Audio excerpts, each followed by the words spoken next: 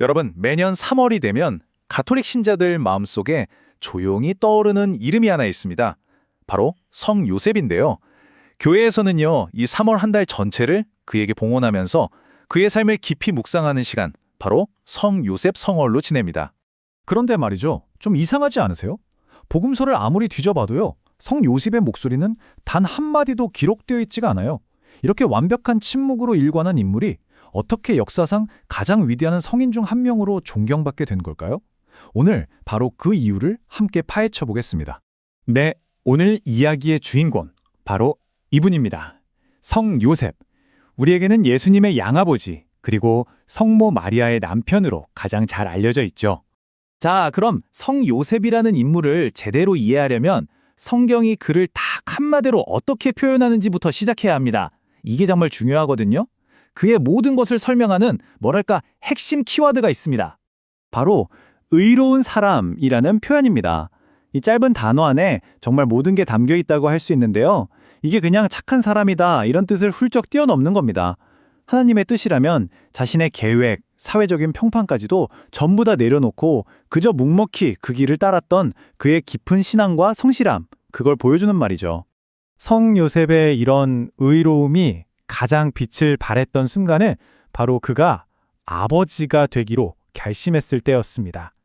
그의 정체성의 핵심이라고 할 수 있는 아버지의 마음, 과연 어떤 모습이었을까요? 이 부분이 아주 흥미로운데요. 비교적 최근에 프란치스코 교황께서 요셉의 아버지다운 면모를 이렇게 7가지로 딱 정리를 해주셨어요.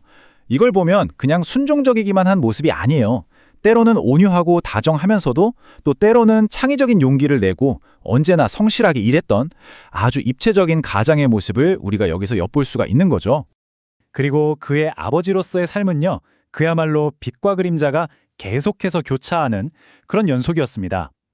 교회의 오랜 전승인 칠고칠락, 그러니까 7가지 고통과 7가지 기쁨을 보면 딱 알 수 있죠.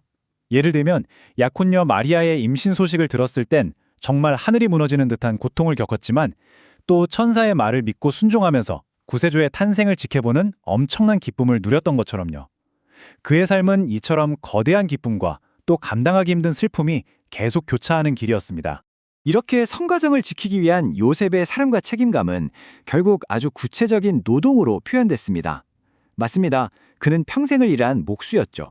고향 사람들은 예수를 좀 얕잡아 보면서 이렇게 말했어요.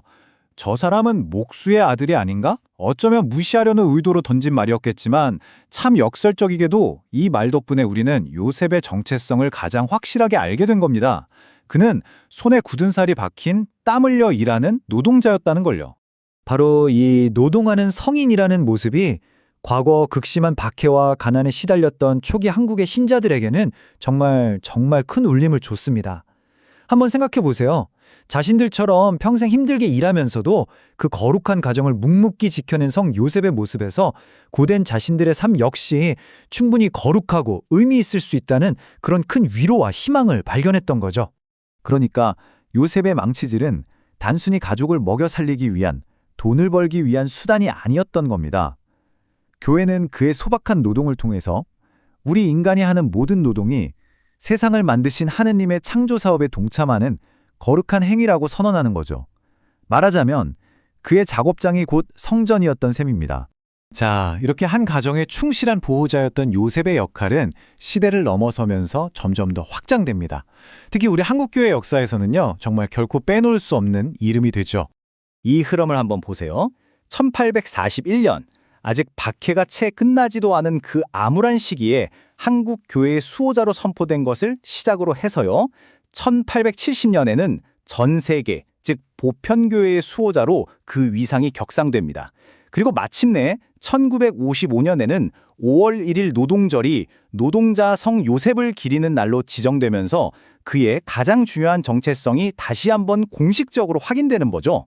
이제 그의 보호는 모든 사람들의 삶 구석구석으로 스며들게 됩니다. 당연히 가정과 아버지, 노동자들을 지켜주고 또 낯선 곳으로 떠나는 여행자나 이민자들의 든든한 보호자로도 불리죠. 특히 저는 임종하는 이의 수호자라는 이름이 참 인상적인데요. 예수님과 성모님이 지켜보는 가운데 평화롭게 눈을 감았을 것이라는 믿음 때문에 우리 모두가 평화로운 마지막을 맞이할 수 있도록 도와준다고 여겨집니다.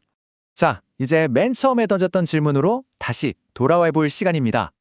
이토록 조용하고 어떻게 보면 지극히 평범했던 한 남자가 어떻게 이 모든 영광의 중심에 서게 될 수 있었을까요?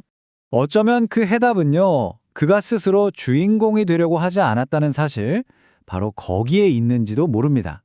프란치스코 교황의 이 말처럼요, 요셉은 세상의 스포트라이트를 받는 대신에 기꺼이 그늘진 배경이 되어서 진짜 주인공을 빛나게 하는 그 역할이야말로 얼마나 위대한 일인지를 자신의 온 삶으로 보여주었습니다. 그러니까 핵심은 바로 이겁니다.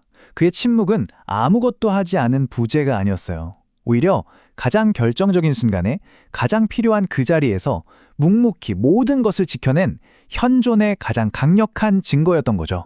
요즘 세상은 어떻습니까? 모두가 자기 목소리를 내고 자신을 드러내고 인정받는 것이 당연한 미덕이 된 세상이죠.